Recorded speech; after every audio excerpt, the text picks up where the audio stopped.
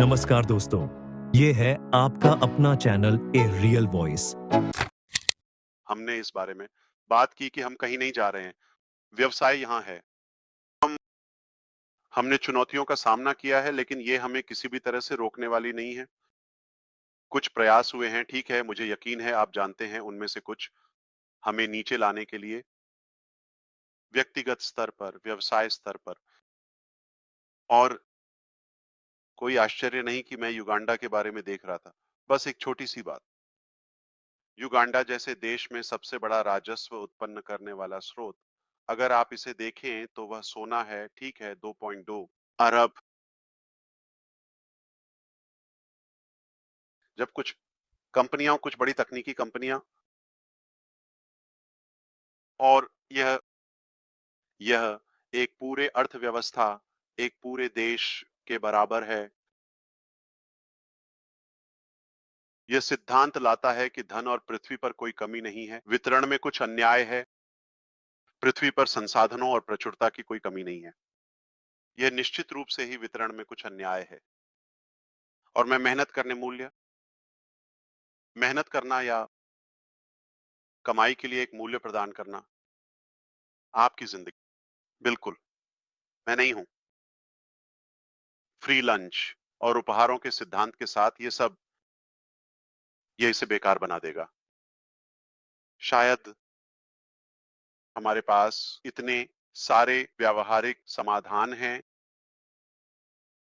आज के युग और समय में जो हम अपनी मानवता के लिए प्रदान कर सकते हैं। मैं ये नहीं कह रहा कि हमें कुछ नहीं करना चाहिए, लेकिन ये पहले से बहुत आसान है। अब 2025 के बारे में बात करते हुए, आगे बढ़ते हुए, तकनीकें,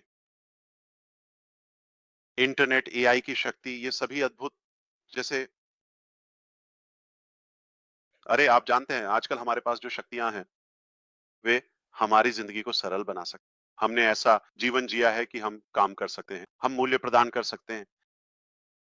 व्यवहारिक रूप से कहीं भी हमें किसी निश्चित स्थान से जुड़े या चिपके रहने की जरूरत नहीं है।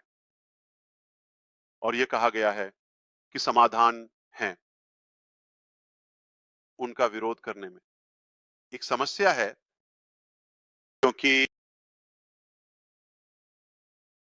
ये स्पष्ट है कि अधिकांश अर्थव्यवस्थाएं दुनिया भर में उनके पास कुछ एकाधिकार है, जैसे कि अभिजात वर्ग के लिए, या समाज में हमेशा एक ऐसा वर्ग होता है जो किसी कारणवश बाकी जनसंख्या की तुलना में अधिक संपत्ति को संरक्षित करता है। और जब भी कोई एक विचार या समाधान उभरा, वे निश्चित रूप से इसे दबाना चाहते हैं क्योंकि यह उनकी विशाल संपत्ति को कम करता है। लेकिन अगर वे इसकी अनुमति देते हैं तो यह निश्चित रूप से इसे बहुत आसान बना सकता है बाकी जनसंख्या के लिए। मैं वैश्विक स्तर पर बात कर रहा हूं। मुझे विश्वास है कि हमारे पास कुछ ऐसा है जो उस स्तर पर व्यावहारिक है और जो विभिन्न क्षेत्रों में हमारी मानवता के उत्थान में योगदान कर सकता है। मैं सिर्फ वित्तीय लाभ की बात नहीं कर रहा हूं, बल्कि आप जानते हैं, शिक्षा, संचार और आप जानते हैं समय और प्रयासों की बचत। ओह, निश्चित रूप से हम ऐसा कर सकते हैं, लेकिन हमें विभिन्न आयामों से कई तरीकों से विरोध का सामना करना पड़ा है, स्पष्ट रूप से, क्योंकि हमारे पास कुछ है, इसका कोई और स्पष्टीकरण नहीं है। हमारे पास कुछ ऐसा है जिसे वे मानते हैं कि यह उनकी संपत्ति को कम कर सकता है।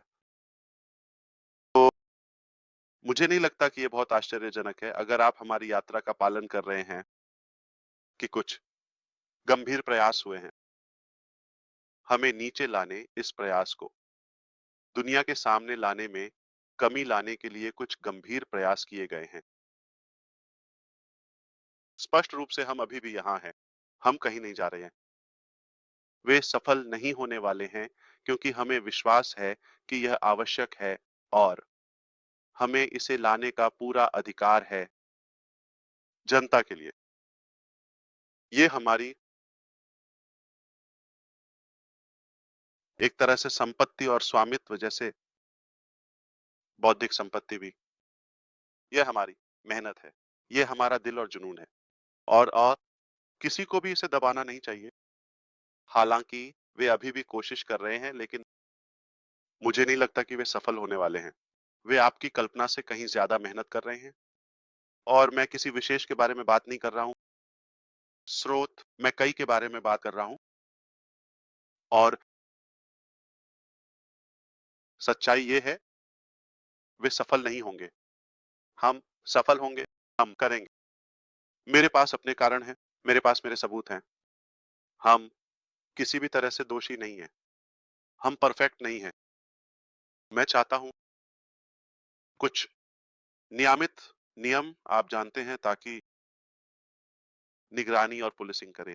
आप जानते हैं उस कहें इंटरनेट स्पेस एक तरह से। लेकिन शायद जो अब हो रहा है, वो ऐसा है जैसे वे अच्छे लोगों और बुरे लोगों को एक ही बकेट में मिला रहे हैं और ये अन्यायपूर्ण है। तो हम किसी और की असफलता की कीमत चुका रहे हैं या एक तरह से जलन जो चला जाएगा क्योंकि हम कहीं नहीं जा रहे हैं और हमारे लिए कोई योजना भी नहीं है, योजना ए, बी, सी और ए। हम यहाँ अपनी मानवता के लिए कुछ अच्छा लाने के लिए हैं। प्रतिबद्ध हैं।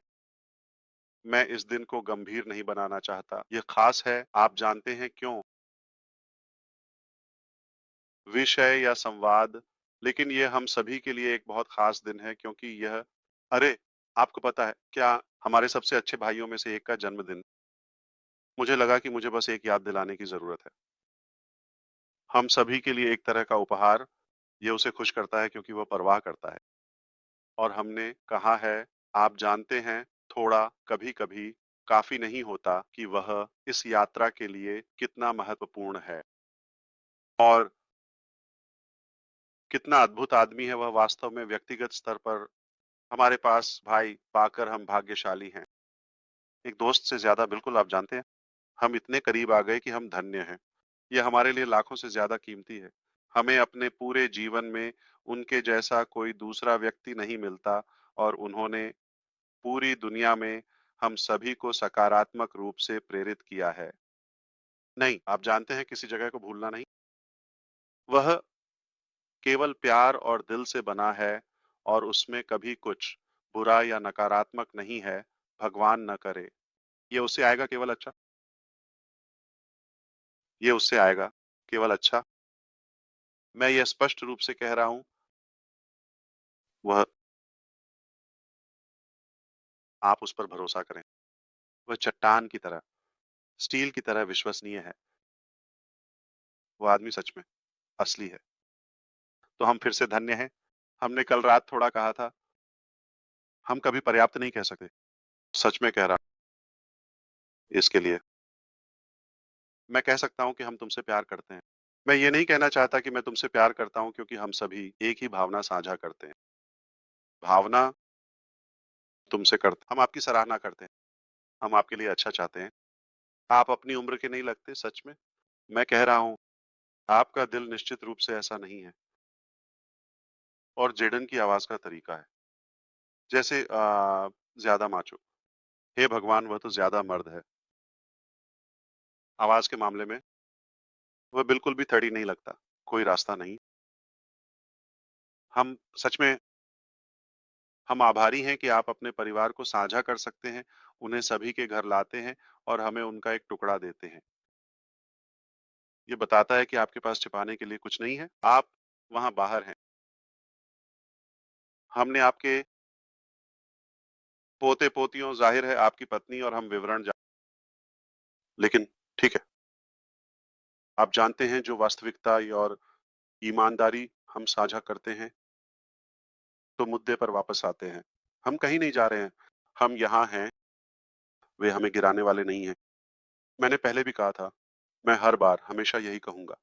मैं केवल यह मानता हूँ कि केवल भगवान ही हमें गिरा सकते हैं और ये संकेत हैं कि भगवान चाहते हैं कि हम वहाँ रहें। तो हम